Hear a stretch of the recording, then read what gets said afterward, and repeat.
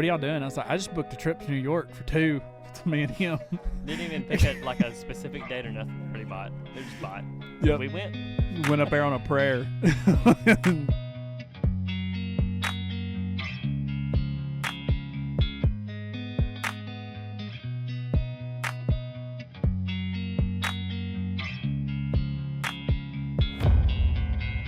Hey guys, welcome back to Thought Process.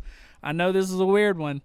This is definitely a weird one. I'm in Dylan's spot right now, and we've got to the point where we can have somebody on the switcher, and I can be outside and not having to switch. Dylan, throw yourself up on the screen. Look at that. Lets me hit all these buttons. Yeah, there we go. How to get him out there? His name's on the channel. I feel like he needs to be in the spot. Well, I He appreciate it. contributes more to talking to. I like being out here. It's actually, refreshing being able to not having to switch and stuff like that. So, but yeah, we got our other co-hosts coming in clutch today as Mr. Josh Horton. Hello. What's up, Josh? Not much. Glad to be back. Well, we are. This is our, what episode is this? 3? Yeah, this will be episode 3. Our first 2. I just posted the second episode today, so I'm not sure if it's going to do well or not. I'm sure it'll do well because it was really good. Our first episode blew it out of the park. All clips and shorts and everything that involves that episode is blowing up, doing really well. And especially there's like a few like hardcore moments in that video where, it's just catchy and people like are relating to those videos and sharing like the PTSD moments. So one of the videos got shared over like 17 times, and there was like a bunch of people that was talking about it. It was really all positive, so it's really awesome to see that sort of stuff happen in your episodes popping off like it is. It was actually the first episode that popped off is this first episode, my bad. But anyway, this is episode 3, and but yeah, I'll let you introduce the guest. Hey. So this is Kolton Sellers. I decided to call him up. He has his own lawn care business. He's an author, a coach, a dad, has great kids. I've met them all. Really great people, and this is Colton. Hey guys, I'm Colton. I just want to correct you a little bit. It's not a lawn care business. We're a landscaping business. Landscaping business. Oh, it's gotta be serious. Yeah, I don't, There's get a a little difference there. offended right there. Oh, man. I'm just kidding. Me and Dylan had thought about doing like a lawn care business. We thought about it for a minute.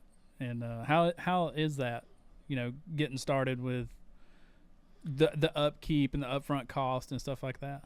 It's not easy. We started very small. We're in our 4th year now, so we've worked our way up pretty good. We're kind of at that point now to where we're in between managing and working, so it's a really tough spot, especially right now with all the rain. Yeah. I feel like we have floats on our mowers right now.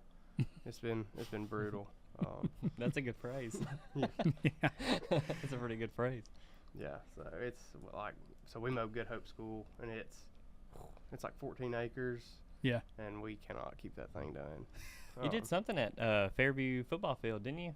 Like the stadium, some part of the stadium. Didn't you do that? Yeah, where they added on, we was able to do it's like a rock flower bed and put in some big boulders there and stuff. That's awesome. Yeah, it was cool. We were going to do a big F right there in the front with some really pretty gray rock, but they put a gas tank right there, so Oh yeah. Yeah. didn't let us. I wonder who does West Points. West Point's They have warriors all in bushes on the end of their football. Oh, I didn't know. Yeah, the end where the scoreboard is, you look underneath it and it says warriors. You coach basketball, so you go there all the time, don't you? Yeah, whenever. And Yeah. I went there. I went to school there for a semester. Yeah. Whenever I was probably 6th grade. I went there during summer school. I didn't finish it. Yeah, Got into you know this. I got into a car wreck and hit a van full of foster kids. Yeah. Can't have nothing nice. Yeah, that's Story good. for another time. Yeah. Different Yeah, day. Different day. I'll leave you on the cliffhanger because there's some context behind it. But yeah, that's funny. No. What kind of books you write? So I write. I don't know if you ever read The Hardy Boys. Mhm.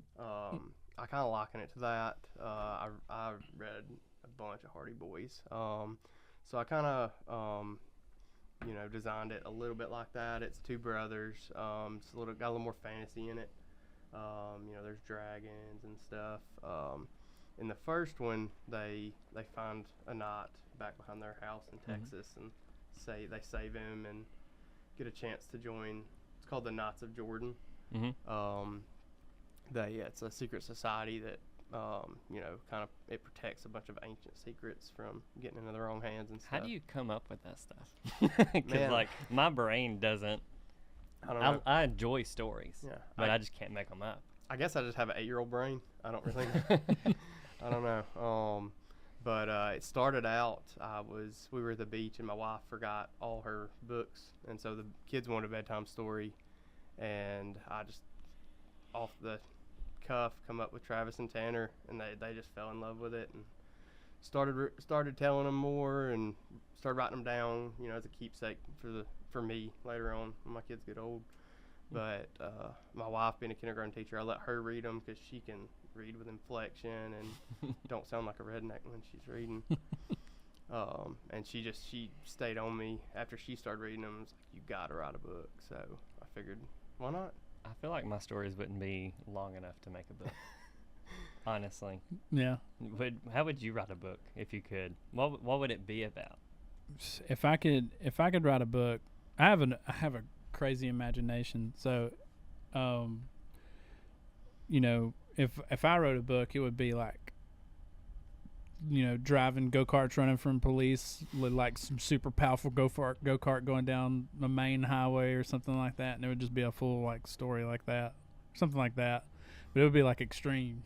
You know what I mean? Yeah, I've always liked like men devotionals. Rest in peace, but Phil Robertson. Yeah. So even before all that even happened, I've owned and read all of his books. Really? Love those books. Josh Turner has a book. It's called The Good Man, and it's his life, and then stops it, and then starts his devotional off of that and off of his own lessons. That's what I love. I love just feel-good books. Yeah. A lot of them can be biblical, but other are just men lift up devotional books. Yeah. And I think I could do pretty good with that because, I was raised that way. Everything that I did growing up, my dad would always tell me, here's a lesson off of that. Here's a lesson off of this. So I grew up into, there's a lesson off of pretty much anything that you would want to do. And I like books like that. So what does it take to like get started? Like I know the storytelling, and then you get it on paper. What does it take to get it in the book?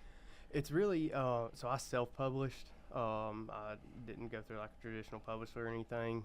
That is way harder to do. But self-publishing is really easy.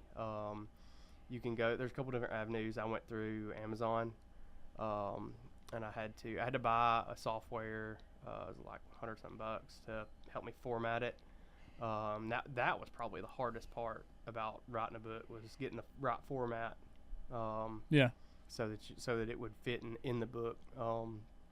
But you just they have a KDP, Kindle Direct Publishing thing that you can just go through, and they make it really easy to do.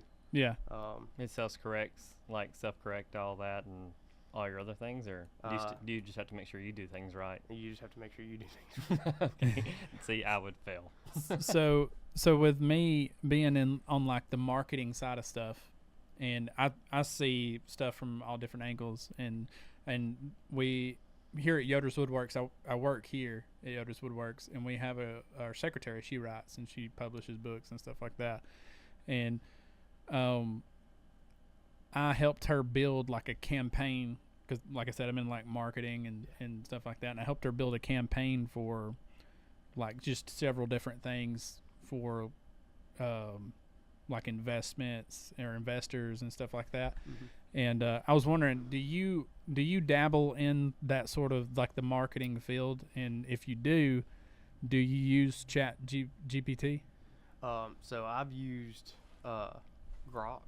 Yes. I used it one time here recently, and it's really cool how well that thing can write stuff. Yeah.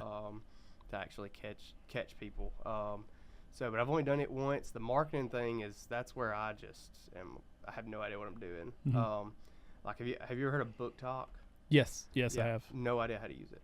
Which I don't know how to use TikTok either. So I don't understand it at all. I feel like a boomer. See, that's where so I do all that, and well, on the marketing side, because we market for several different companies and several different, like we market for like a house building place that builds like barn dominiums and stuff, and we built their stuff up to like 10,000 followers, and they're like a multi-million. They use us a lot now. They're a multi-million-dollar company now, and they started from zero with us. But yeah, we on the marketing side, I use chat. Like I live off of Chat GPT. Like it's like the most. It's like Grok, but I pay for it, and it's like $20 a month, and like that thing will build like full like plans for you. It's crazy the technology, how far it's come with like AI and stuff like that. The other night my buddy called me. He's like, man, I want to start a business, and I've got a general idea how to do it, but I just don't have like the framework laid out. And I was like, well, let me see what I can do. And like I got on there, and he told me everything that he needed, and I told it to Chat GPT. And dude, it built out a full like business plan, cost, like where to finance this stuff. It is insane. He came up with a logo, several names to choose from, slogans, a full like operating business. It is absolutely insane. See, that stuff, it scares me a little bit. I mean, it makes me think of that. There's a few of them, but like Eagle Eye. If y'all Yes, watch yes, Eagle Eye, it makes me think of that. Yeah. Like, when's it gonna take over? Yeah, and I've used it for several things, like SEO in my videos, like all my YouTube videos and my stuff. I get it all off ChatGPT. Like I'll put the video in, nothing done.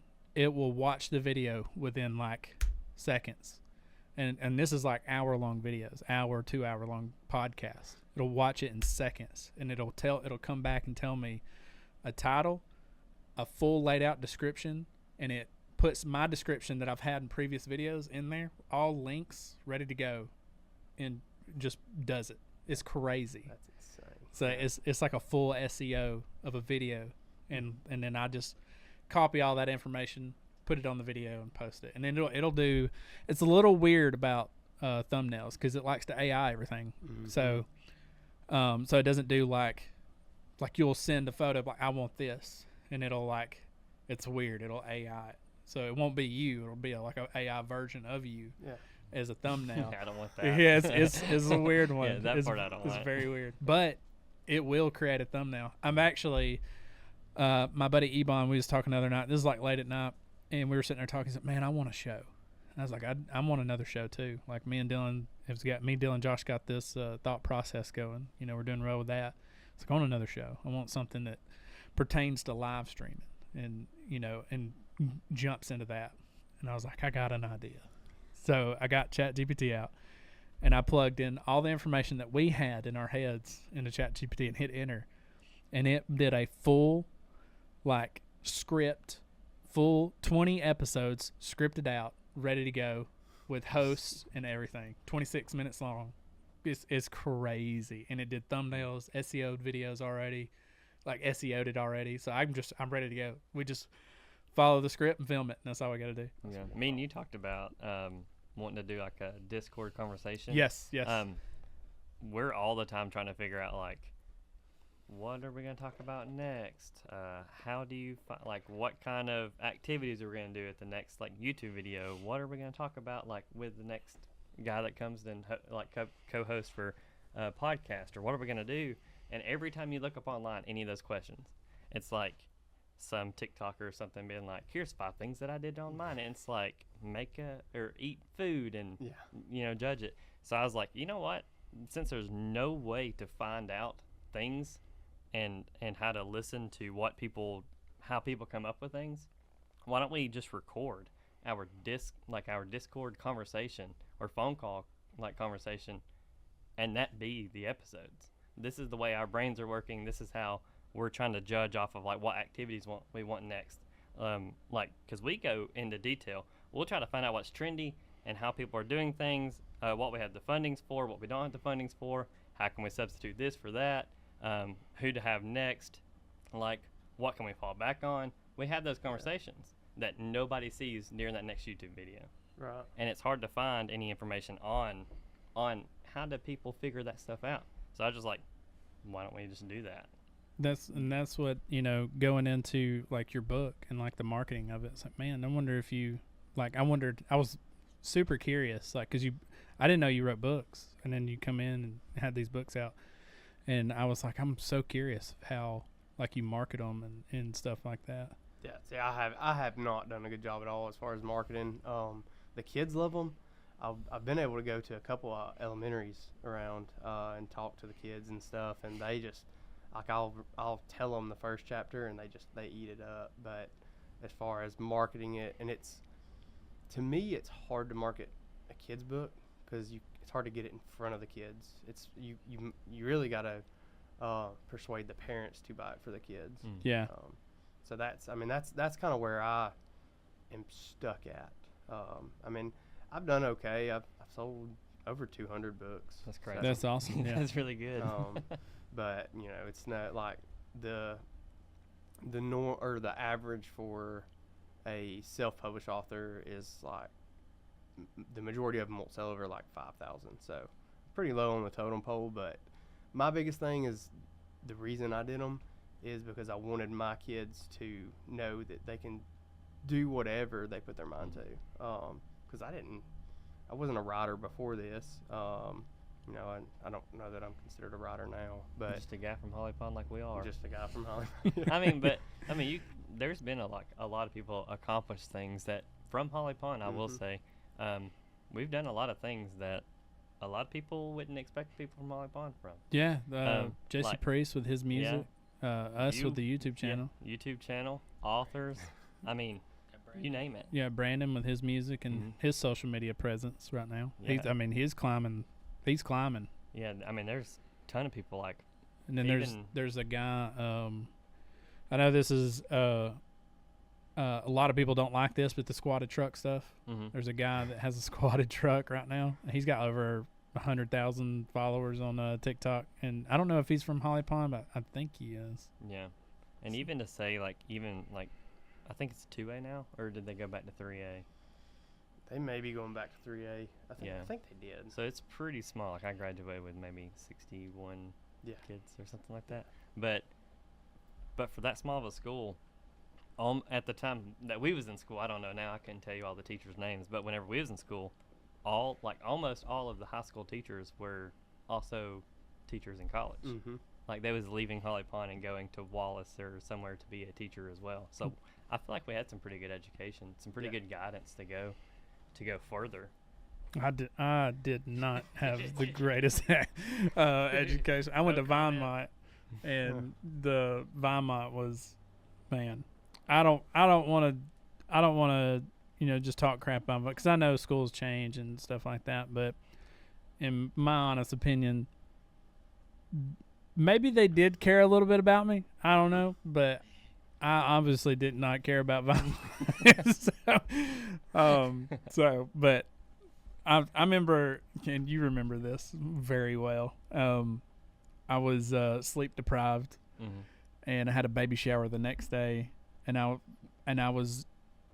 think I just got monetized on YouTube. Might have been. I think it was, and I was like, I was on the road to making like $300, like my first check on YouTube, and I was like, I need something to like push it over 200, just to get to 300 mark.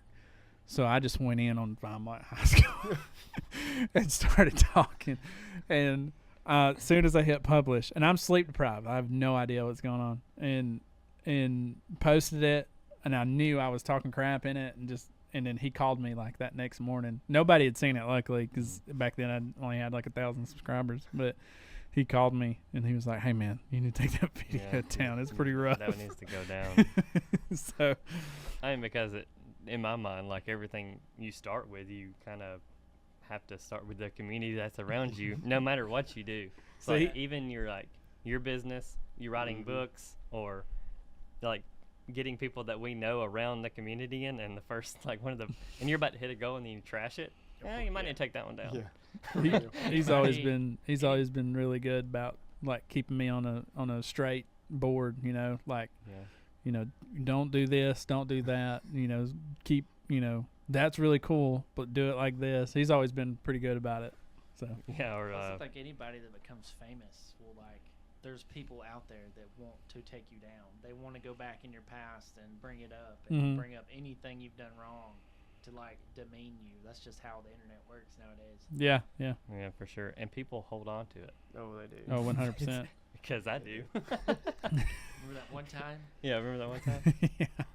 For sure. So going into like the illustration, and did you do the drawings and stuff? No, so thankfully, my cousin, she just graduated from West Point, but she's pretty talented an artist. And I had a vision of what I wanted the pictures to be, and there's only like 5 in each one. But so I kind of rough sketched them in there, and thankfully she took some junk and turned it into something nice. I mean, I don't understand how people can draw. It just blows my mind. My daughter is a very, you know, my daughter Kenzie, she's a very good artist, and she's been doing it since she was, you know, very, very little. She's 13 now, but she's been, I mean, probably since she was like 3 or 4, she's been drawing. And like when she was like 3, she could draw a full cat, like a full like legit cat. It was insane. And then now she can like, it's crazy what she can do. And I always think of like books and stuff because I've talked to her about it. But yeah, the illustrations are insane on these books. First book. And then go to Josh. He's got one right now. So like if you the dragon that's in the first one, yeah, what I sent her was it looked like a dog with some sharp teeth, and I mean what she did was just unreal. It's crazy. I don't even know. Do you know what pages off the dot? It's in that one. It's the very first picture. I think it's the end of chapter 1. But she did the one you have is the pyramid one, and she's got some really good stuff in it too. You want to go to the first ad break? Yeah, while we're looking for this picture, we'll cut to our first sponsor, and Shank It Golf. You'll hear more of that here in a second. All right, let me find this picture real quick. Sorry, I seen one, but it looked like Star Wars, Here, that's a good time to throw it in. which is like way better than I could do. Yeah. Well, you've got, Oh yeah, here it That is. Here it one? is. oh Dude, yeah. This is sick. Is that not crazy? That is insane. She's so impressive. You ready? Yep, I'm ready. Hey, welcome back. That was our Shank It Golf. Appreciate you guys sponsoring the channel. If you guys want any kind of golf gear, especially like this hat right here, this hat is a conversation starter. It's pretty sick. But if you want this hat, go to shankitgolf.com or click the link in the description below and get you a discount while you're there. But yeah, we found the dragon picture while we was on the ad break. Check that out. That is insane. And like I said, this is the kind of stuff my daughter would like draw, and it's crazy. The thunder goes perfect with that dragon. Oh yeah, He it shows does, the don't dragon it? picture, and the thunder is going crazy. Golly. Oh yeah, it's shaking the whole place, ain't it? Oh, might be going for a flight. Either that or if it's the last recording. the power goes out and corrupts the video. God, that would suck. Terrible. I guess we'll be here a little bit longer then. I have to restart everything. But yeah, you going into, like I said, the illustration of the stuff, and you said your sister draws, right? Draws cousin. all, or your cousin. I'm Yeah. sorry. No, Yeah, your cousin draws all of it. Yeah, she's super talented. And I actually had a girl send me a picture of a dragon she drew after she read it, and it was, I mean, it's just awesome. Yeah. And that's what I love, is it just being able to inspire kids to do stuff. Yeah. That's in that video, or not video. I'm sorry. What he was talking about earlier about the thing that me and you were trying to create on. We want to help, creators and like you. We want to with we want to put our mindset together, Dylan's mindset together, and anybody else's that like get on and talk to us about how they made it, how they started, and stuff like that, and how they just to help creators like get out of here and out of that hole and create and stuff like that. And that was a big thing that me and him talked about.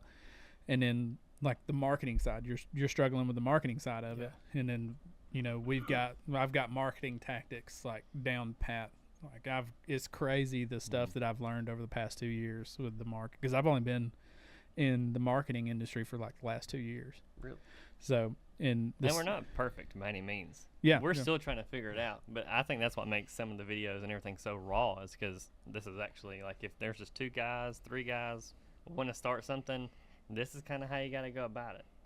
It's time consuming. You've been doing YouTube for my channel is I think it just crossed over 9 years old. Yeah, which is insane. So I mean, it takes time. 15,000 subscribers. Yeah, congratulations. Yeah, that's awesome. That's awesome.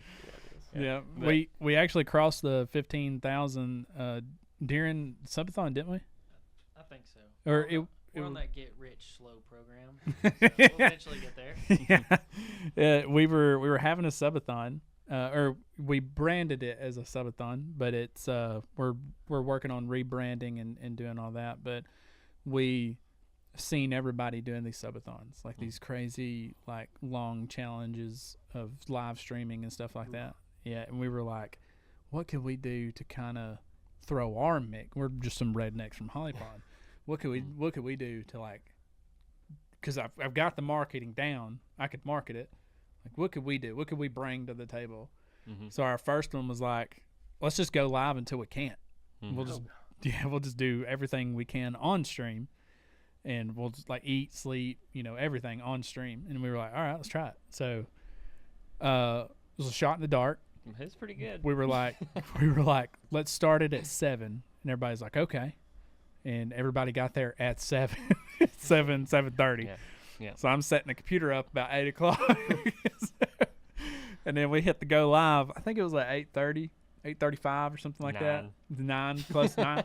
We hit the button to go live, and it was like finally. Now, we told like 150 people, over the course of like a month. We're like, hey, we're doing this huge subathon where we're sleeping, eating, everything in front of camera for 48 hours.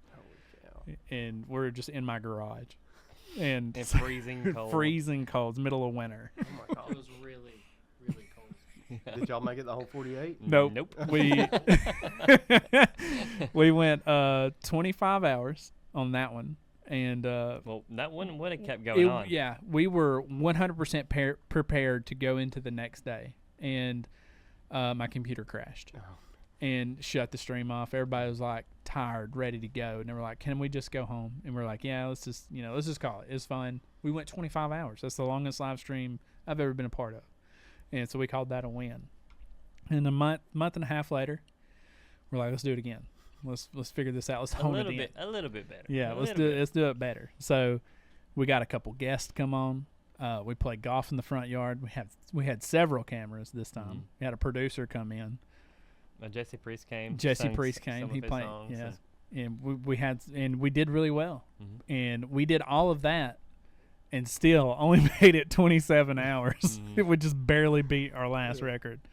So we have a bit of a niche there, and we want to rebrand it to something along the lines of a podcast of some sort. So, but we want to wait. I don't know if we're going to do one more in the garage, because like I said, I close on my house like this week, and so I don't know what that looks like. To close, we just go ahead and move, or how that works. So if we do close and we're like, all right, we're moving, we're going to do it over at the new place. So, but we're working on the rebrand and stuff like that for that sort of. And we do pretty much anything. Cornhole, have guests, talk. Yeah. Someone sitting in front of a camera. Have you ever seen like what do you call them?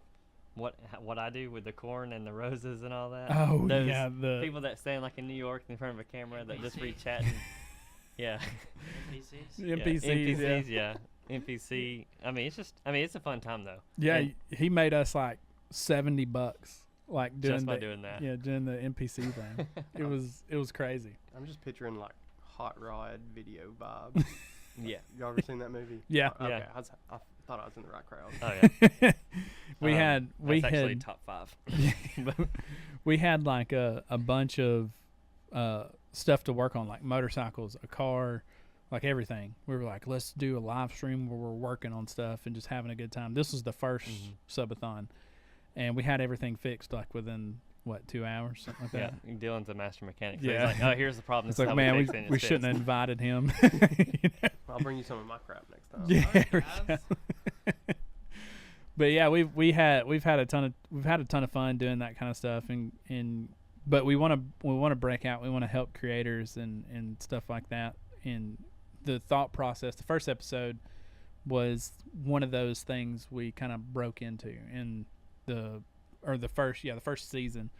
And we had a few guests on, and we talked to them. Like Jesse Priest was one of those guests. We talked to him about his struggles of getting started and stuff like that with music, and then we talked because we all grew up together. We all grew up around the same area.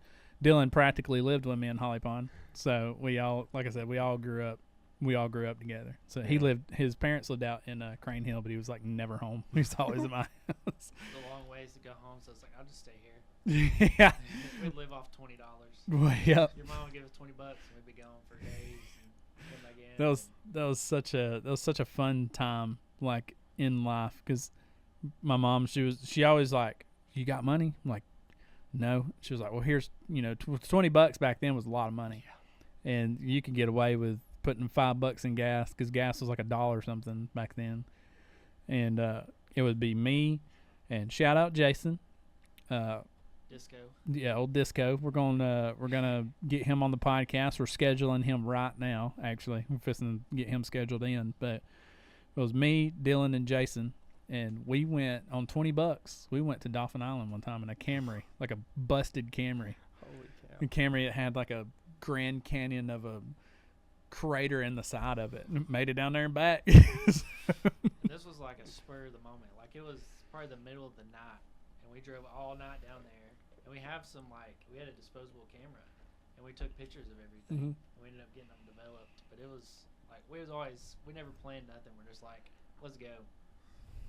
Yeah, it was so fun. I have 2 photo albums of disposable cameras from that trip. And we took a ton of photos, and then we got them. Developed maybe, I don't know. I bet it was like 2 or 3 years after we'd done all that. And then going back and seeing those memories was like actually really, really cool. I've never done anything that exciting, I guess. We did that a lot. Yeah, we did. We were gone like every weekend. We were doing something crazy every weekend. Which, I mean, we've done a lot of stuff. Don't get me wrong, we've done a lot of stuff.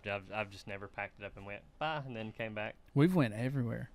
Yeah. Me and you went to New York. Yeah. Oh, okay. That was a spur of the Yeah, it moment. was a spur of the That moment. was actually awful.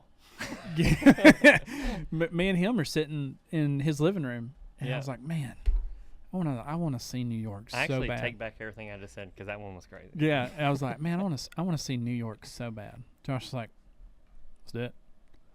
And I was like, yeah, let's.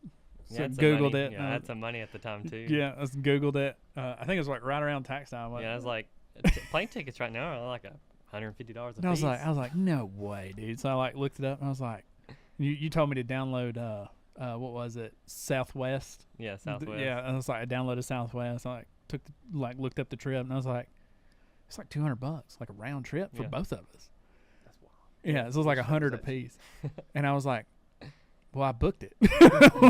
Yeah. I bought the tickets, and Josh was like, I guess we're going. and then like, at the time, a girlfriend, and then Kayla walked in, and she was like, what are y'all doing? I was like, I just booked a trip to New York for 2, to me and him.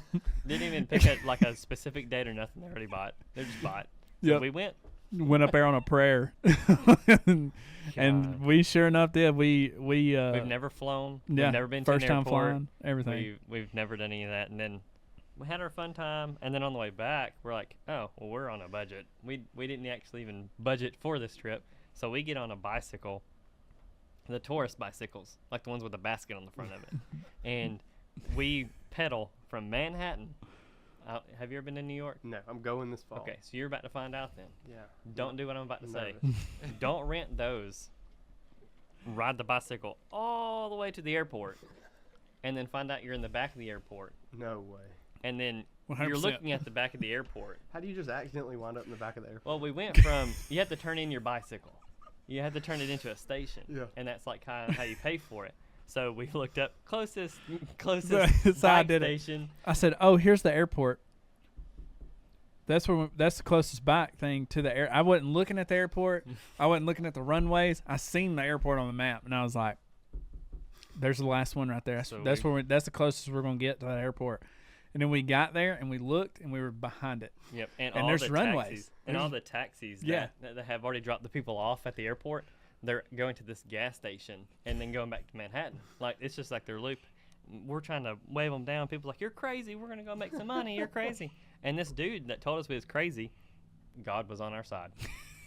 He left, come back and said, "You know what? Y'all look like are struggling. Just get in. I'm on my lunch break." And he drove us to the airport. No way. Yeah. Yep. No joke. $20 bill. He's like, "If you got any money that you can give me, I'll take it." Yeah. And I said, "I got a $20 bill on me. That's all I got." And then he was like, "I'll take it." And he didn't know nothing about Alabama. 'Cause No, not a chance. they always want to start conversations. So he's like, "Oh, Alabama, Helen Keller?" And I was like, "Yeah, that's where we're from. Where Helen Keller's from." We're scared to death. You Yeah. know, we're like, we are like not leaving New York. Mm-mm. We're gonna be here for a while. Our plane leaves at 7. We're on the back side of the airport, and it's showing a 4-hour walk. Good grief. Yeah, so we were like, and we just biked through Queens. It took us an hour and a half. We went to the Bronx, to the Queens, Yep. through all of it on bicycle. Apparently, what you're not supposed to do. Yep. Because they're bad. No idea. Chasing people. No idea. Because everybody's like, "Are you serious?" I'm like, "Yeah, we were down, in Times Square. We decided to go home, but we didn't have enough. It was like $70 for an Uber from here to the airport, and we're like, Yeah, it's $3.50 on a bicycle. we could ride a bike." Yeah, it was like we took a bicycle from Times Square, like riding the streets. That was so cool. Riding the streets in New York, people honking at you. It was like it was an experience. Yeah, subways and all that. I've never been on anything like that, but it's really fun. It really is. Got through Queens and all that, and it was sketchy. It was very. It You was just like keep pedaling. we're from Alabama. The safest city in the United States is Cullman. Yeah. So we're down there and in Queens, and we're like, "What are we doing here?" So we get down there to the last bike thing, and like I said, we was like looking at the airport, and we're like, I mean, it can't walk across. Obviously, can't walk straight to the entrance of the airport.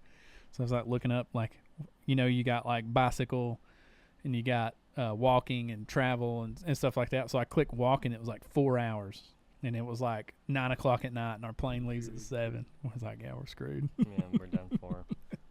Yeah, don't do that. So besides don't go to the back of the airport, do you have any more advice for New York? Yeah, I don't know how much backlash I'll get for saying this. Stay away from homeless people. They'll try anything. Oh, They- yeah. Like they'll pull on your shirt. Yeah, you just they'll gotta keep Wow. walking. People all the time, they're trying to, like, everybody in New York is trying to get money from tourists. That's all they try to do. So you just gotta keep walking. And manners don't exist. They Yep. don't- So there's 99. I think it might be $1.50 now, but at the time it's 99-cent pizza stores. Best pizza you ever eat in your Yeah, life. that's how we survived. 99-cent But pizza. like, don't hold the door open for people. And it's usually can I have my pizza? And there's like a little Coke machine. You grab your Coke. Don't hold nothing up for people. Like, if you were to get me a drink from like a gas station or something, you'd be like, "Oh, you want a Mountain Dew? Here you go," or whatever. Don't do that. You'll get cussed out at. If someone drops a quarter and you bend it down to pick them up, they'll stop on your hand. Like, there's no manners like that. goes like against every Yeah. fiber of my being. So that's, you asked me, so I'm letting you know. Yeah. The things that you normally do, Mhm. don't do there. You need to keep you and your family on a one-track mind and do that. Yeah. That's the best advice I can give to you.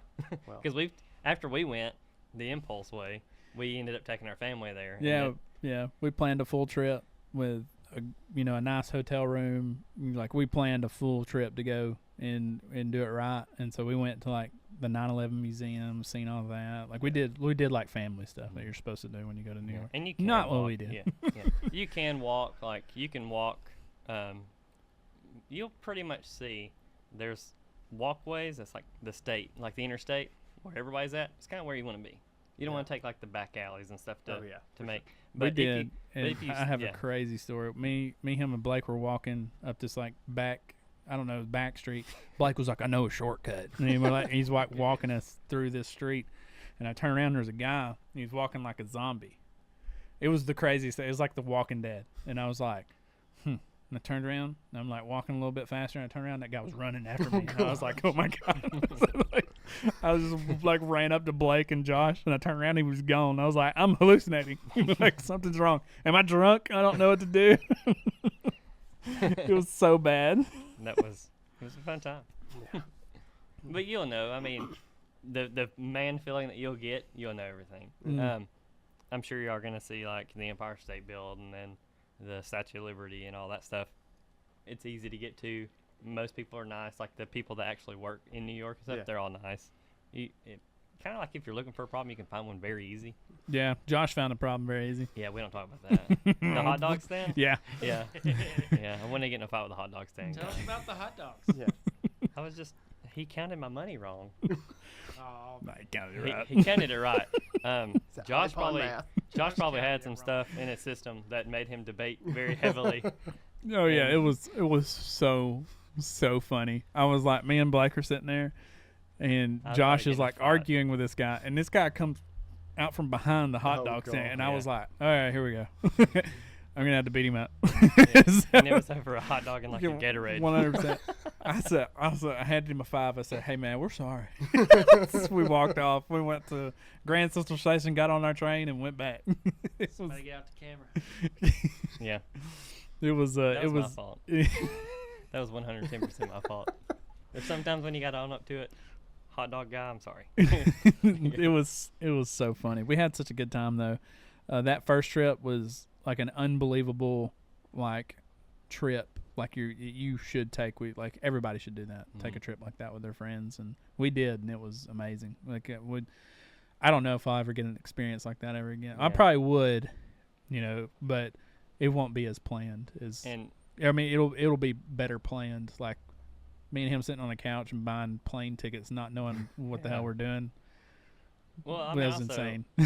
I was scared about like how to get there, how to get back, and all that. But once you make it to the airport, everything's so laid out, so easy. Like if you look, have you ever been on a plane and stuff like that? Dude, I love airports. So after we went once, like hours beforehand, just chill out. Yeah. That's what we got there pretty early. Denver Airport. I've been there. Have you? Yes. Have you? It's weird. Is it? It's weird.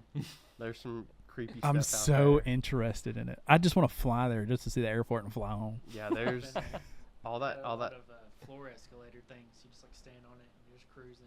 That's pretty interesting. Yeah. Dude. Is it weird? Yeah, like the conspiracy stuff they talk about it. That stuff's there. Really? Yeah. They say that there's like 4 doomsday buildings under like 7-story doomsday buildings underneath Denver Airport. Yeah. And airports, it's shaped like a swastika. Is it? I haven't seen that. Yep. We talked about that on a conspiracy. Yeah, we did. I didn't make it that far. I made it to where y'all said, you don't think Helen Keller's real. So I got past that. Jesse Priest threw that one on us. Yeah. That wasn't even in the lineup, was it? No, we were just randomly talking. That's when we went live one time. We're randomly talking. We're like, we figured a couple of things we want to talk about. We went live, and Jesse Priest is like, Helen Keller's not real. And we're like, we did not research this. We're just winging it. So he's just trying to come up with stuff off of her head to talk about. I actually heard a crazy one the other day. Like, this one's way off the top. So Pete Davidson keeps dating higher and higher up celebrities to find out what actually happened during 9/11. What's about him? Have you heard of that? No. So Pete Davidson, his dad. What happened to Pete Davidson's dad and all that? Dude, he is. Oh, yeah, it is straight up. I'm not gonna show that on camera though. It's straight up.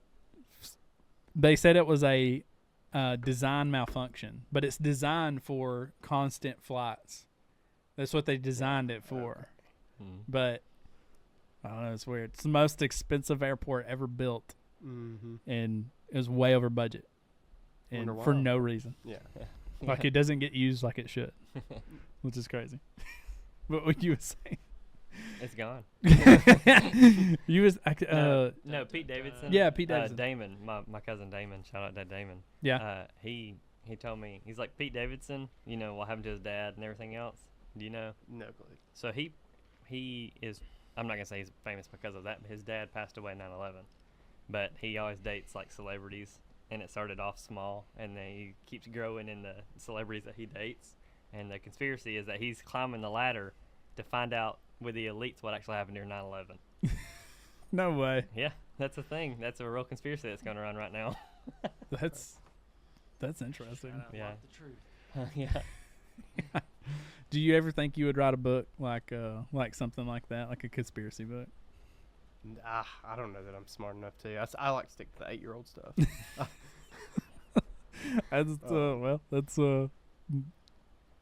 It's smart. It keeps you out of the water. It Yeah. keeps you out of deep water. For sure. 100%. So Yeah, not water-powered engines, because those people Oh, disappear. Get my podcast taken down, brother. Let's not do that. I actually think I seen it the other day. I think it's Toyota or Nissan is coming out with a hydrogen motor. Like they've already got Well, it they can't bury Toyota. coming to market. You know, can't bury So Toyota. I can't say what I said, but you can say that. I like your hats, Thanks. dude. These are. I love this type of camo. Oh yeah. So it's very popular right now, ain't it? Mm-hmm. Where do you get your hats made? So Initial Impressions did those. Yeah. So I know them. they're legit. Yeah. So I put in an order, and then last week I was like, oh crap, I was supposed to get something for the podcast guys. And I texted them. I was like, hey, I gotta go on a podcast next week. Can you get me 3 of those? Yeah, they're so nice. Do you have are you selling them like on a website or anything like that? Not yet. We want to, because I think we got a pretty cool logo. Yeah, absolutely. Yeah. So, but it's not on me. I gotta give a shout out to my sister-in-law. We co-own White Pine together. Yeah. She actually started White Pine, and then I hopped on board a little bit after she started it. Yeah. Yeah, we like it. Well, we want to go into another commercial break. So we want to hear from our energy drink sponsor. So we'll let you hear about that, and we'll get right back with you.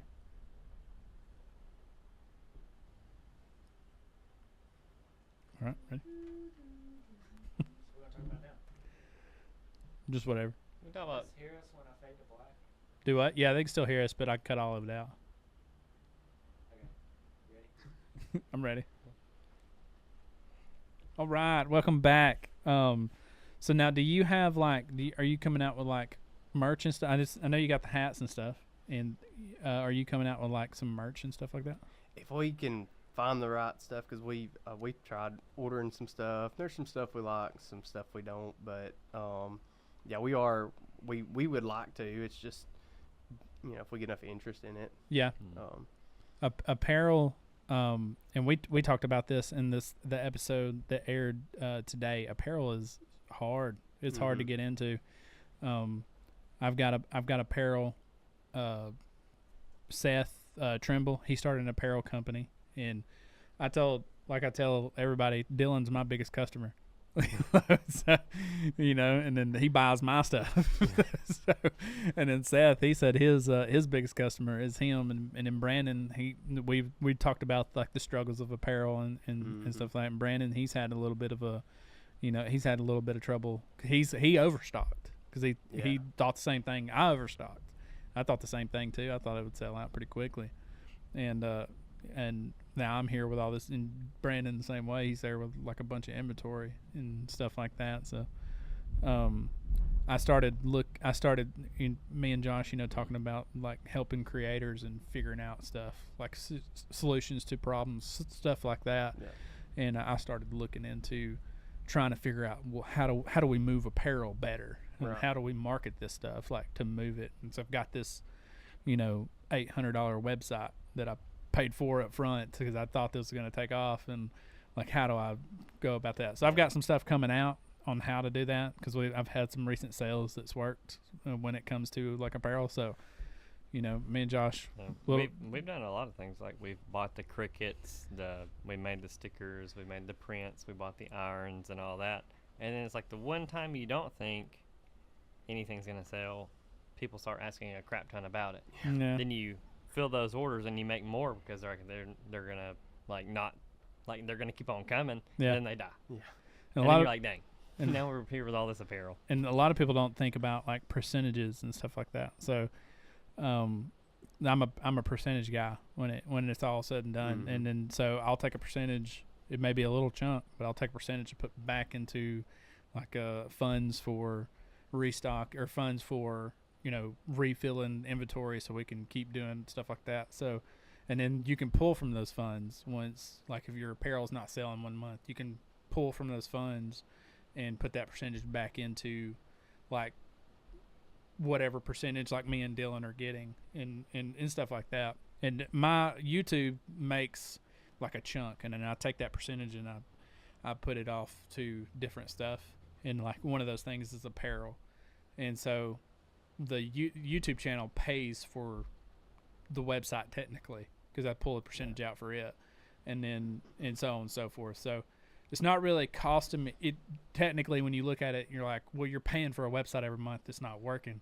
Well, I'm not. The YouTube channel is. Right. So the YouTube channel is keeping that website alive. But when the YouTube channel can't pay for it, that's where I'll cut it because the website's not keeping me alive. So it'll be like one of the first things I have to cut when it comes to that. But I do the same thing with Rocket League. yeah. Yeah. One time I invested in buying the battle pass. Yeah. And then I get the currency, and I keep the currency enough until I have enough to purchase the next season's battle pass. Do the same thing. So I never have to buy the. once. Yeah, just buy it once, and then it keeps paying for itself. You got any other designs coming out for your hats and stuff? Yeah, we've got a few different ones. Like my sister-in-law, she likes the Bottomlands camo. Yeah. So she's got that hat, and we also have a hydro seeding business that we started that we went in with my cousin, and it's got a little bit different logo. It kind of sticks with the brand, but it's its own thing too. Yeah. But it's more of it's like on the side and it's like a flat one. It's pretty cool. It's different. You don't see it. Yeah. very Yeah. often. Absolutely. So what is hydro seeding? So hydro seeding is we have a trailer with this 550 gallon tank on there, and you throw in some wood fiber mulch, your seed, fertilizer, and something that helps stick it to the ground, and you just spray it with the ground. It helps. It's got a higher germination rate, comes in quicker, everything like that. So it's actually really fun. Is it green? Mm-hmm. It is. Okay. That's what I've seen. I've seen people doing that, and I thought I didn't know what they were doing, but I was like, man, this because it was a jewelry store. I was like, this jewelry store out here just painting the grass green. What are they doing? I was like, it looks great, but man, what are they doing out there? It's bright. We just got a customer that we're gonna go do later this week. He wants us to. We're not even putting seed out. He wants us to get a bunch of mulch and put in the machine, mix it with water, and put blue dye in it, and just spray like around his ponds. It'll help with erosion, but it'll just look good too because it's dyed blue and everything. So it's a first for us. That's interesting. Do you do like say, this may be a weird request, but just say I want like a putting green, like at my house. Could you do that? Like a actual grass putting green, or do you want where I can practice my putting? Yeah, I mean we haven't done one yet, but yeah, all you got to do is just make sure. The biggest thing is just making sure everything's prepped properly first. Yeah. And then we just started getting into the AstroTurf, and they make. There's a lot of people that do putting greens with the AstroTurf. Yeah, yeah. So I want to do something along when we close on this house and get out there eventually. I want to do something like that so I can practice my putting and just have like several, sections where I can do that. Yeah. And man, you need to get out there to. You need to get out there. Would you do a golf course? A golf course? Yeah. I would love to do a golf course. You need to get out there to Whippoorwill. Oh, they need some help. Bro, you've been out there? Yeah, bless them. That's where you go to practice. Bro, I got a whole video I just uploaded a few days ago where I went to Whippoorwill, and I was like, just out there playing golf or whatever. The fairways were fine. Like, a couple. They were just mowed. Yeah, they were just mowed. Like with a lawnmower. Yeah, the greens, you putt and the ball will bounce. Oh yeah, it's crazy. And we've been out there several times. It's still the same way. Way. But yeah, you should hit up Whippoorwill. They probably won't not pay you anything. Yeah. But Well, and that's kind of why we got into hydro seeding, is because it's so much cheaper than your other options. Like with seed, you got a decent chance. I mean, it'll grow, but not as well as the hydro seeding. And then if you do sod, yeah, it's great, but it's very expensive. yeah. And if it rains, it picks it all up, does it not? It picks it up and can shift it and everything else. It can, which, I mean, the rain can hurt hydro seeding too. It's but hydro seeding's like a fifth the cost of sod. Yeah. So. Yeah, and I had no idea how to ask, because I was like, man, I don't even know. I couldn't do that. There's no way I could make a I'd have to fake it, get like order some kind of fake thing. And then even then I'd have to get out there and level it and make sure everything's right. Yeah. So I was like, I'd probably have to just pay a company to do it. The only problem if you do real grass for a putting green is you're going to have to buy like one of them real mowers. Yeah. To keep it cut, super. Otherwise short. you look like Whippoorwill. They don't have greens. No, they don't. Have greens. They have full fairways and a flag in the fairway. One of the coolest shots that I did here recently was the island shot. You know what I'm talking about? So, dude, it's so good. Hole 11, you shoot over onto the island, and it's like in the woods. Yeah, it's insane. They actually have that, like the bush that we was talking about, like the Warriors or the F for Fairview. Yeah, they have a W. Have you ever noticed that, or has it died? On the island. Yeah, on the island, there used to be a W, a bush on the island. There's two islands. The one in the woods or the one by the road? No, the one into the woods. Like you drive down the sketchy bridge. Yes. They used to have a W right there on the island. You had to hit over the bush into the green. No, it's not there anymore. Okay. It used to be. It looks like a plane crashed through there. It's bad. Last time I went there, they said you can only walk on the bridge. Oh, we just drove over it. Yeah. No wonder Chelsea was like, this is so sketchy. Yeah. I was like, yeah, it feels kind of sketchy, and I floored it. Took off. Man, I probably shouldn't have been doing that. That's interesting. Yeah. There's a place to park, too. I didn't even notice. Like, there's a little place right there to park and get off and walk the bridges. Man, that's crazy. I hopped onto the bridge. I remember, like, whenever you used to be able to go, like, drive over it. Yeah. And last time I went. You still drive over it, 'cause I did. Yeah. I drove twice. But there's always a sign there for some reason. So somebody had to get sued or something. Yeah, or they're probably either watching themselves to make sure they don't get sued, or they have gotten sued for it. I don't know, something like that. That's why their greens look like they look. Still paying the price. Yeah. They're just like, just let it be fairways. Did they go up on the price? I heard they actually did. Yeah, they're $20 now. They're not 15. How can you $20 for the cart? If you're not gonna put anything into it, that's gonna draw customers out. Yeah, so we went there, and when we were walking up, it was like, grab a cart, pay later, because the clubhouse is locked, and there's nothing in the clubhouse anymore. They moved the clubhouse to the church thing, or not the church. I'm sorry, the wedding chapel thing where they take pictures and stuff. It's in there now. It's not that little shack. And so went there and said, call this number. So I called the number. The guy answers like, oh man, I'm not there. I'm out mowing. You need to, you look at the other sign. I was like, all right. So hung up with him. I'm like, there's no other sign out here. So I like walked over where all the carts were, and it was like, grab a cart, pay later. And I was like, all right, cool. So it was like the last key. And I don't know why, because there was like 15 carts out there. So I grabbed that last key, got in the cart, picked Chelsea up, put my stuff on there, and then we just played golf. And then we got back there the rest of the day, and nobody was there to collect my money. So I just laid a $20 bill up on the thing, and I was like, I don't know what else to do. Because the sign sells like $20. You did the due diligence. You left him some money. I was like, I don't know. I hope they're not charging taxes. I will say, though, about Whippoorwill, I don't know who owns it now. I know it got sold and everything else, but the old man that used to be there always ate peanuts on his recliner in there. Yeah. That was the cheapest and best place I could ever find to re-grip my golf clubs. Oh, yeah. No joke. Always, like, they had all the brands. Yeah. And he would say, you'd buy that, and I'll put it on there for $2. So you're like, dang. You take it, like, to a superstore, like Hibbett's or Dick's or somewhere like that, and it's like, I'll do them all, $20 club, no matter what it is. And you're like, that's awful. Yeah. What a money scam. Yeah, the clubhouse was empty up there. That stinks, though. I like that little gig. I don't know if I don't know if the old man owns it or not. I heard they sold it.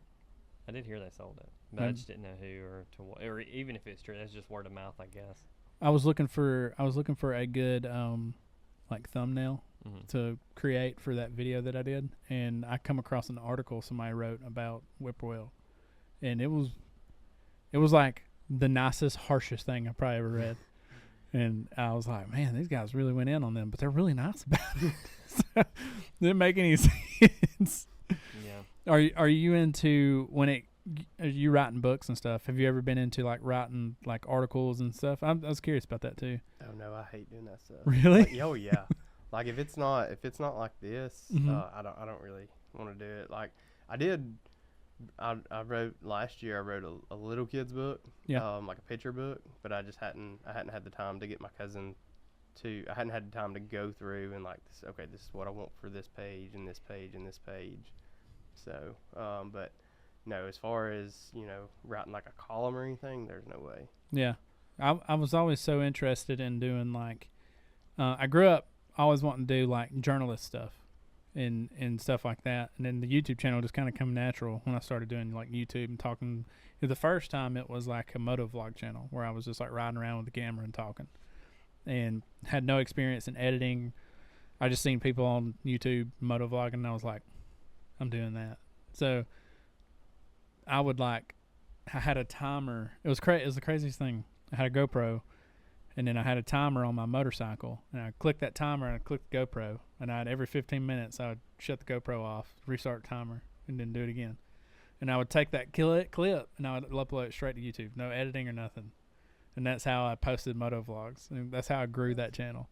That is the craziest thing. But I would talk about like stuff going on in the world because I wanted to be some sort of journalism style. Yeah. Doing that kind of stuff. So I'd talk about what's going on in the world and, things on my mind and stuff like that. And then it's like, it's not a private channel. It's still out there, but I mixed in like some comedy and then we'd rip around on the motorcycles and stuff like that. And there was like a mix of a lot of stuff on there. And then I finally learned how to like edit, and the videos got a little better. And then I built this channel, which is my second, it was the second channel to my first channel. Mm-hmm. So it was like more of like you get a home life vibe. You can see behind the scenes and stuff. And this channel took off faster, like so fast. Yeah. And it grew faster than I ever could imagine it would grow. It grew over to like 600 subscribers, something like that, super quick. And then we finally started like, we needed to narrow the stuff down. We needed to figure out like what our niche is when it comes to like what videos we want to post and stuff like that. So we started getting serious with it. And then it finally blew up and went over 1,000 subscribers and stuff like that. So that's why I've always just liked helping, not only like this, but I coached 6th grade basketball at Holly Pond when I didn't have to. Yeah. Like I didn't even have a kid in that could play football or basketball or anything. Part of Bayleton's fire department. I don't have to be. I really don't know what draws me and stuff. And then this coming up football season, we're gonna be coaching Little League, fire plugs. Yeah. That's all my son does, don't he? Yeah. All he does is play football, by himself or not. Dude, Owen's awesome. Like, I mean, he goes so hard. And like, dude, his hype during practice is just unreal. Mm-hmm. If you could get 8 kids on the team to be as hyped up as him, we wouldn't lose. Like, it's just unreal. Yeah. I don't know a thing about like basketball. I'm not like a big sports guy. You know that I've always been like a skateboarder and stuff like that. And now I've got a stepson that is like, that's all he does, lives and breathes basketball. That's all he does. And he'll come in there and he'll ask me like questions. And like, it would be so weird. Like, spur of the moment, he'll like walk around the corner and be like, blah, blah, blah, blah, blah, blah. And I'm like, I don't know, man. Hey, I just know let him. Yeah. Like, I'm gonna let Owen keep doing it. Of course, it drives me crazy. Right. He don't stop. Right. But you got to. Like, you gotta let him just do it. My parents would have done smack me 5 times.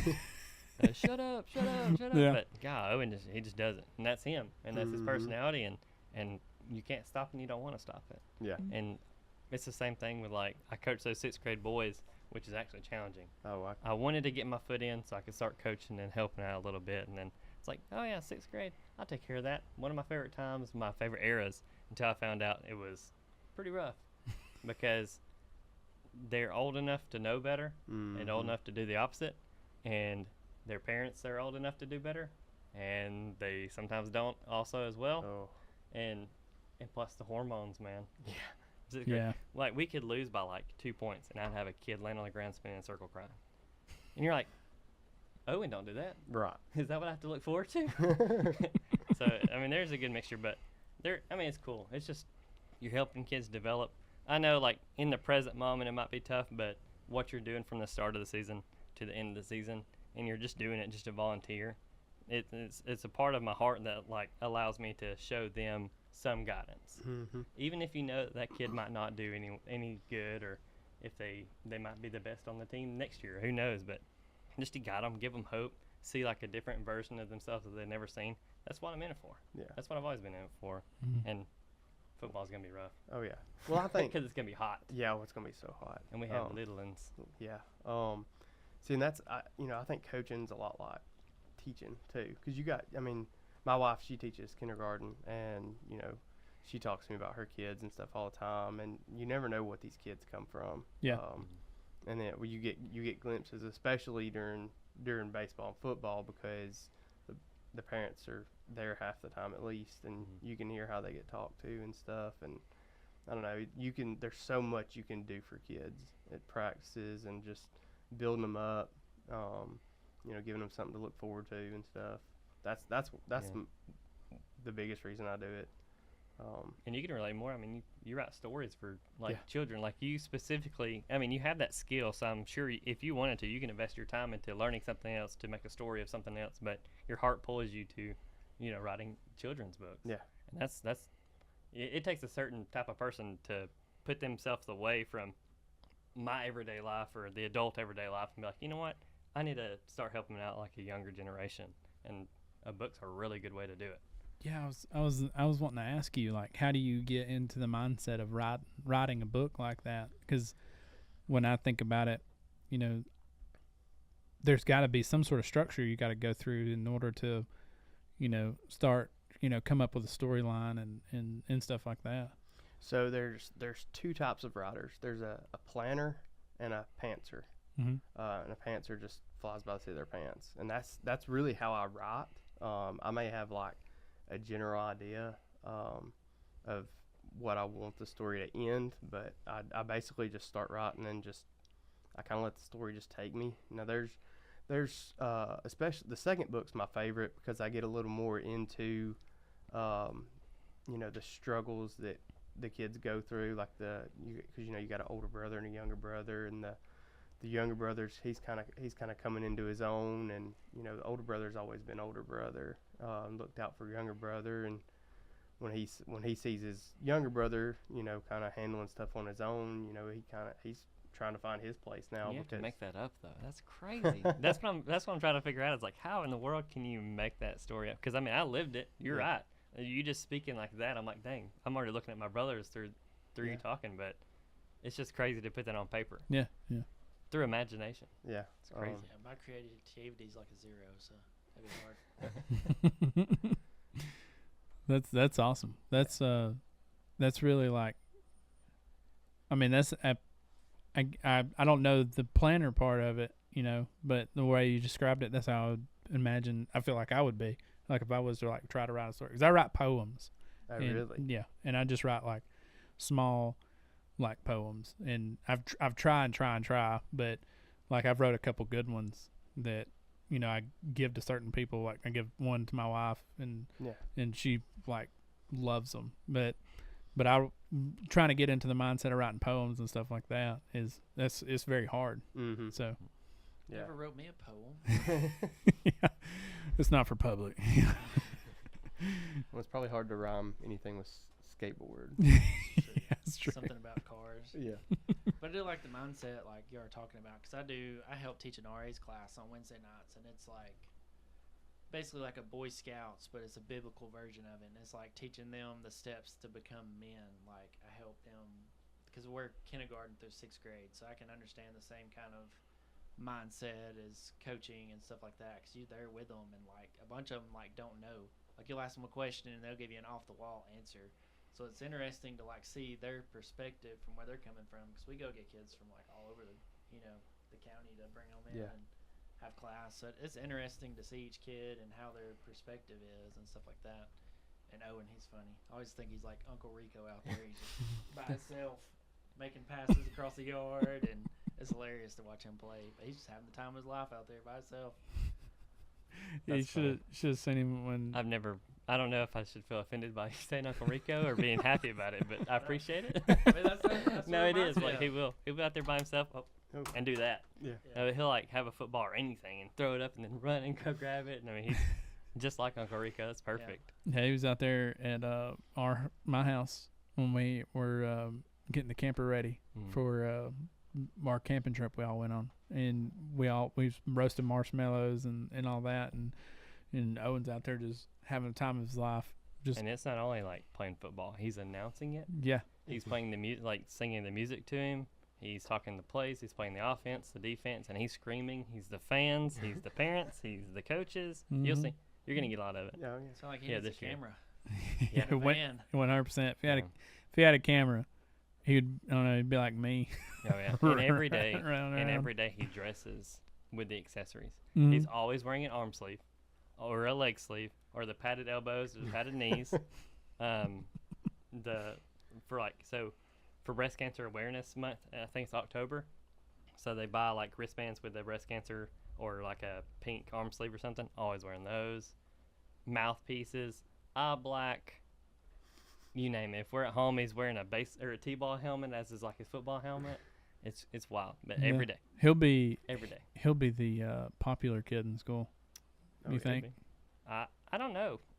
He's either going to be the popular kid, or it might actually develop into like a serious thing. That's why I don't want it to stop, because I mean, I watched my brothers play sports, so I feel like I fell in love with it. He's the oldest. I mean, I've always showed him some sports, shoot basketball with him, coach him in T-ball, like stuff like that. But this was something that Owen had. He just had. He's seen it, fell in love with it, don't want to stop it.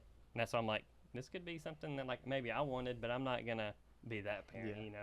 You have to chase my dream, son. Yeah. This is him. He wants to do it. Yeah.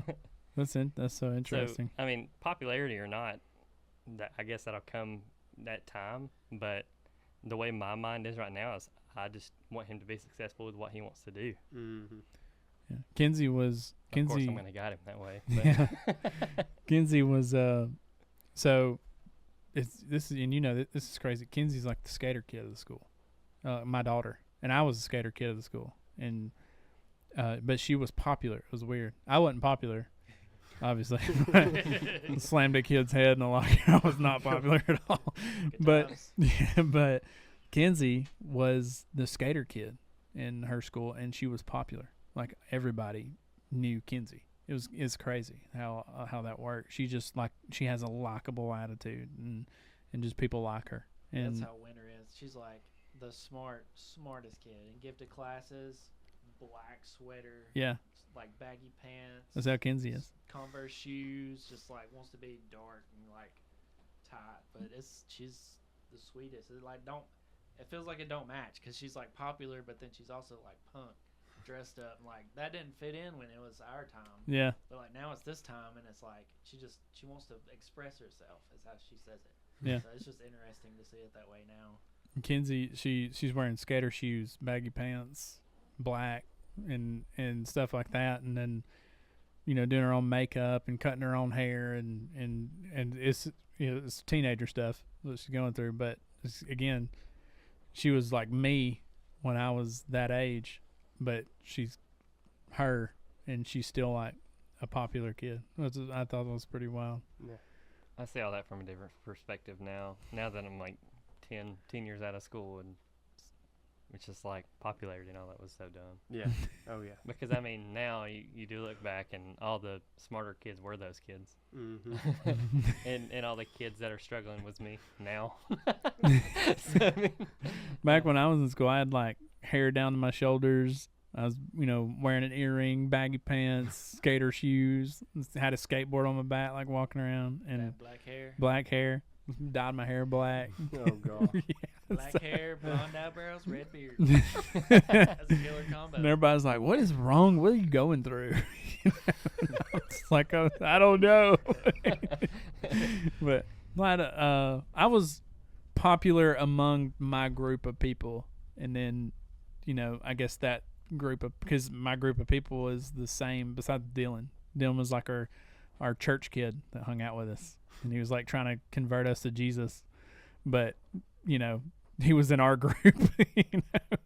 But but I was the popular person among our group of kids, or our group of like our group together. I was our popular one, and then we would skateboard on the weekends and stuff like that. So it was such a fun life growing up. Again, I hated school growing up and going through school and stuff. I hated it, but I loved the people and what made me what I am today. So I love that.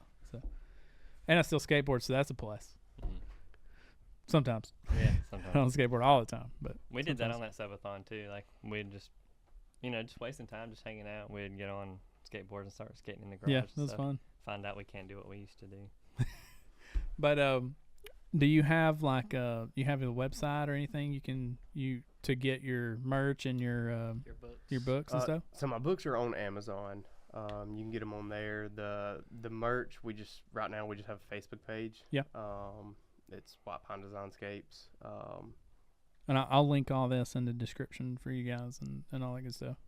Okay. But yeah, check out their merch or their hats that they got going right now, and then the books on Amazon. I'll do if you can get me a link to that, I'll put it in the description. Yeah. And all that good stuff. But yeah, do you have like a personal Facebook page that you want people to go to or anything like that? Yeah, so I've got like 4 Facebook pages. Same, brother. Cool. I'm a media guy. I got a ton of them. Yeah. He actually seen my list of Facebooks, and he was amazed. He was like, "How do you keep up with this?" Well, I think I said, "Why do you keep up with this?" I'm just a media guy. Yeah, I can't that's my biggest struggle is with work. 'Cause, like I said, we're still in the the working and managing phase. So like when I get home, I'm dog tired. Yeah. And so trying to still do, and my sister-in-law's the same way, trying to still handle all the other stuff too while we're doing that. It's a headache. And then we're about to start coaching. Yeah. Yeah. Don't know how we're gonna fit it in, but it'll happen. Yeah. Well, I just got a baseball season too. So. Yeah. Well, we're about to have a baby next month. Oh God. So we're gonna be.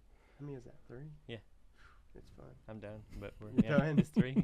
Well, I mean, 3. we kind of look at it because, of course, we're never going to take anything away from our kids ever. So, and for me, in order for me to get free time, I would say, because I'm going to be out there with Owen for the practices and the games and everything else. But as soon as the game's over, she would like to do concession stands and stuff because she likes it. So it kind of all works out. She gets her time, I get my time, and we're not taking away from any of the kids. So it kind of works out. Yeah. But you have to throw that in with a newborn, and you have to throw that in with you have to work every day, and your weekends are taken up from now till forever. Yeah. Oh, they are. They are. We Logan, she's not dead set on if she's done or not.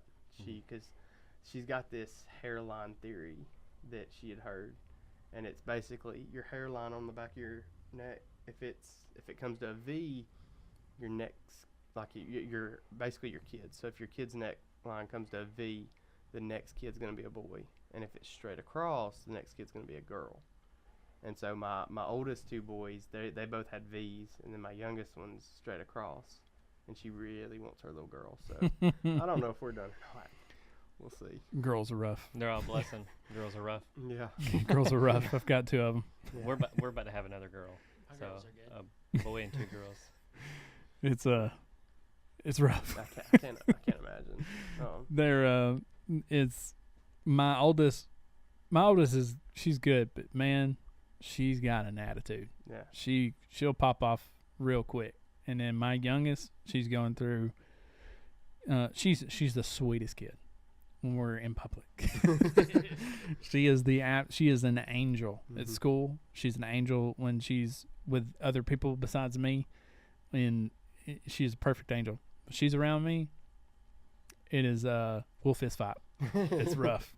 And then me and my oldest daughter, we do fist fight. So yeah, it's girls are rough, but they are like they'll make you cry. They're they'll say like the sweetest stuff. Like I was in the kitchen cooking breakfast Sunday, and my littlest one run in, didn't even know she knew like it was Father's Day or anything. She run in, hugged me, and was like, "Happy Father's Day," and I was like, "No," just start bawling. I was like, "No way." And then my wife walked in. She was like, "What's wrong?" And I was like,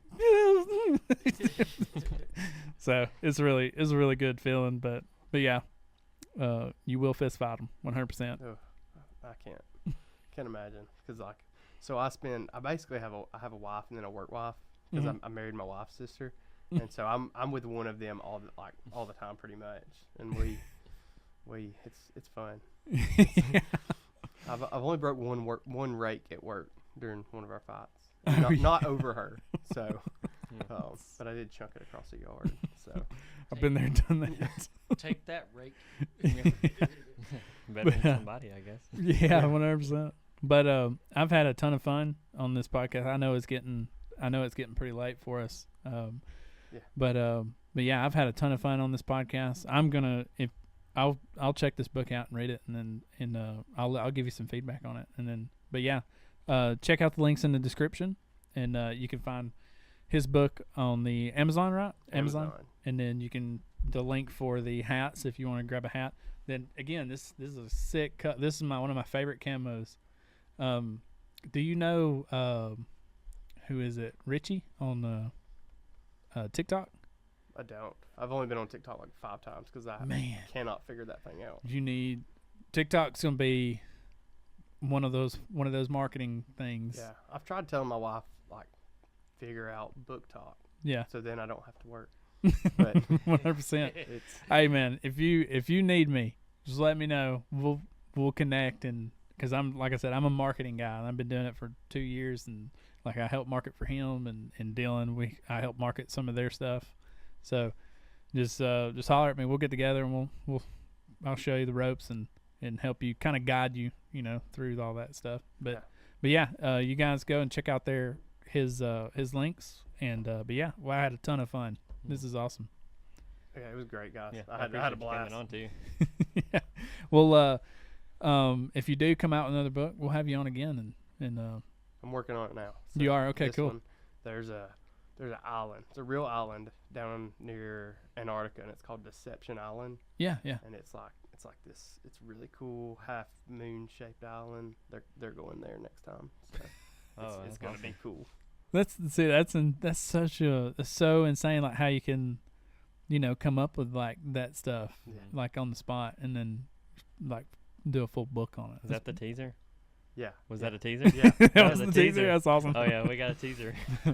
But thank you guys so much for joining us on the episode 3 of Thought Process, and we will see you guys in the next. Don't forget to subscribe. I keep forgetting to say that.